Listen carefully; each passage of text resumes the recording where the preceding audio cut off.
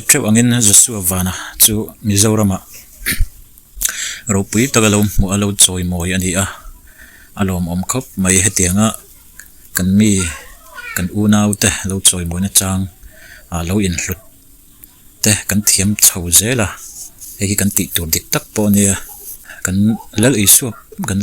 kan rin kan pathian kan lal isu ngein lom te lom puya trap te chu tra pui turin min zir tira chu kan ti tur ani alai te hi enge mizo wa yin chia ram ti hakan mizo ani lo chu ti khati lo ti kha mizo ani mo ni lo mo hei kai ka ngaihdan chuan Christian kan nia lom te chu kan lo lom puyanga mi harusa mi lungai te chu kan thayang to kin kan trap kan pui bokang chu Christian kan ni anga kan ti tor ni hian ka hria lom khop mai hetiang zona thak zinga khawvela po mina zong thlen phak lo miro pui hetinga kan nei thei hi a chuan hle in ka hria ke chuan kan ke ni mizo global tv lam chuan kan chuang tak zetani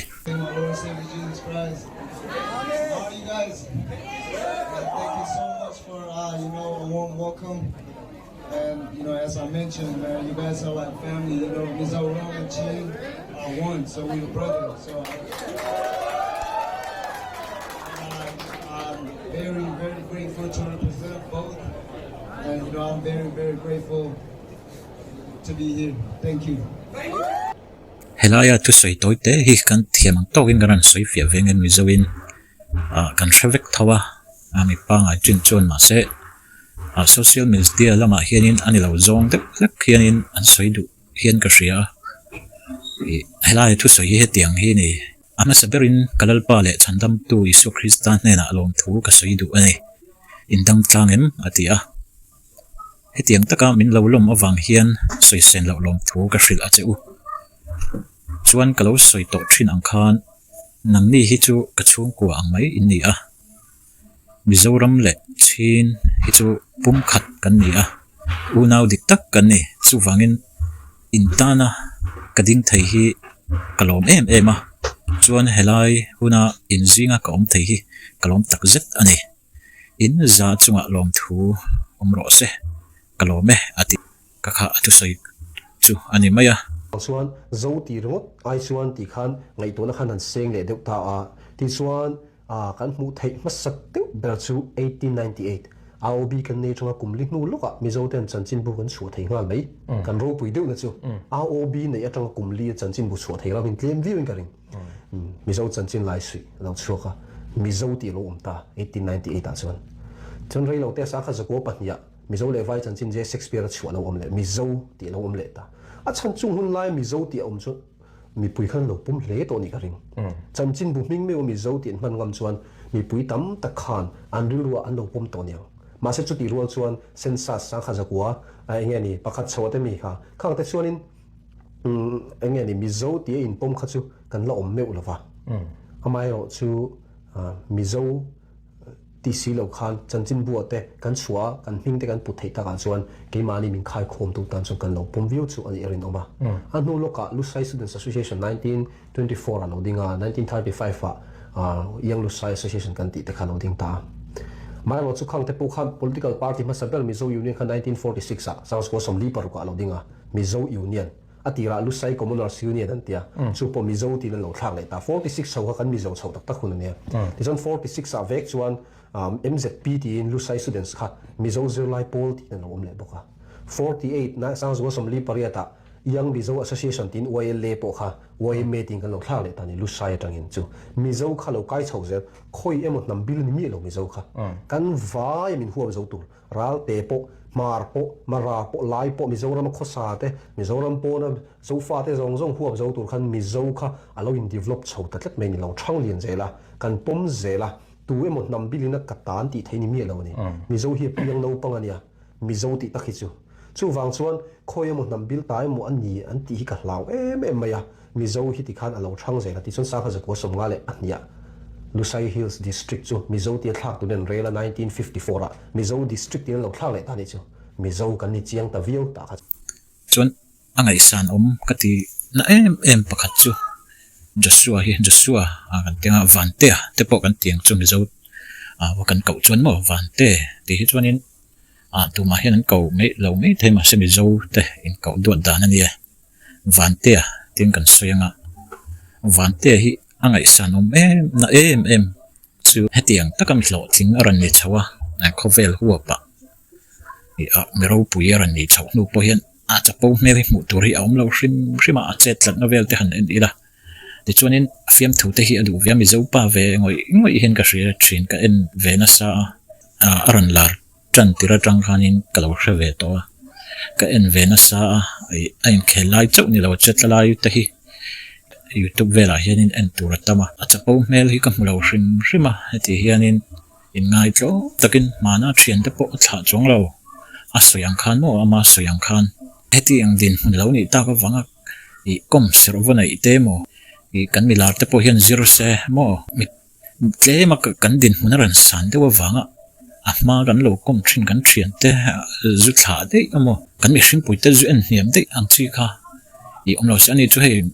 mi hiam ber tang mi sang ber ne bula dan hi ain ang rang akal marpa ranga te hian ni afak omina ngai san ka tile zual a trainer hi Aung La Nsang Myanmar lam mi tho Chanchin namania history te kan en chuanin Chanchin le mi zo chu na wan lo ni Chanchin ho chuanin khang tin min kawa ke ni mi zo te hi chu u ti na nia ka u kan ti ang deuh hian mo chin lunga tang an lo chhuat chho khanin mi zo le Chanchin chu an local tlang zela kalkongan kalain tuna an omna Chanchin raman lo thlen khianin Chanchin chu anaw zok Chanchin chu a in thira chuaka ti chuanin a mi zo hnen a chuanin ka zoi muangin lo vakal ula karan in thir lukange atia ti chuanin an lo vakal sana an lo vakal na chuanin a mi zo chuanin an kal na chin chi nan chang el kung lo sat bula Chanchin chuanin in thir zo chuanin ava ma an chang a mi zo chang el kung sa na chu ava thlenin a chang el kung sa chu alo chor manna ti chuanin an kalna rei tawni don hi ti in ka phato chung lawanga tia tunan omna Chanchin ram lo ni ta khianin an lo in beng bela tun thleng hianin a mi zo chu alo let le huna omnan ti in Chanchin ho chuanin an in sakapiang in room ruak an satel zel an tia culture le nun phung hrim te po mi zo nen ain ang hlenin lo ti sen kai ve tho chu Aung La Nsang po hi mo buai ti sen in World Cup support lo te an tia hetiang in fiam nalam reng khawvel hriat phak chin khawvela lang phatur chuan buai ti sen in a phak ve lo an lo ti thina ma se alo phak ve ni ti hi approve tu ta zinga mi an ni in ka hria hei lo phak ve chiang ani buai ti sen po hianin kan tum na kan talen himo kan talen ma ni talen hria punga champion pui thei kha mero pui ania kan talen ero ain ang vek lo khawvela talen sang kan ya ma ni talen pho chuaka ti lo champion pui lo hlimpui te hi lo thling chuan ni maya rim boka lo thling turin an thorim na kha angai sanom ani tuna chuan kan soi ta du Aung La Nsang le Joshua van an lo khel to na train khat riak ang deuin en donia hmuhnawm takani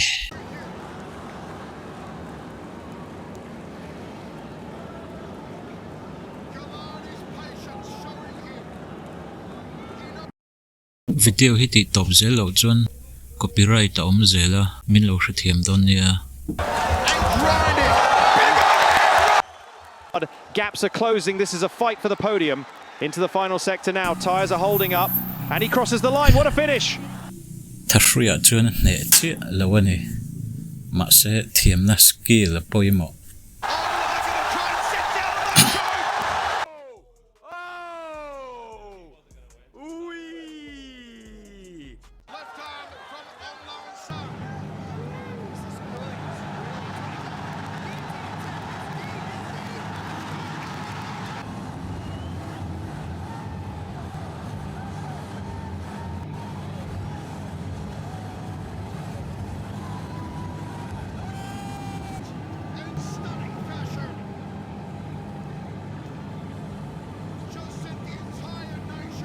tuna chuan vante ve thung o soivak tur hrelo ma ila pause vel zel angai bok sia